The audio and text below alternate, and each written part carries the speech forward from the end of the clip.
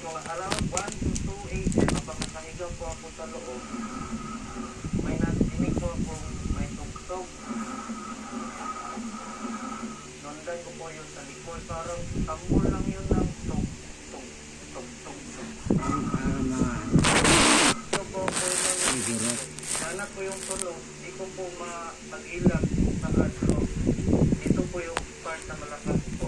Paniniwala ni Kurt, may koneksyon daw dito ang nangyaring paggalaw ng lupa. Pag may ang lindol ma'am, na aftershock, may yung tugtog po. Pero pag lumakas po yung yanig, lalakas din po yung tugtog. Pag dinig ko nun ma'am, matayo talaga yung mga balik. Kasi ang sabi ng mga matatanda dito sa amin, pag may ganyan doon na tugtog, winawelcome daw nila yung mga patay o maraming mamamatay. Isang oras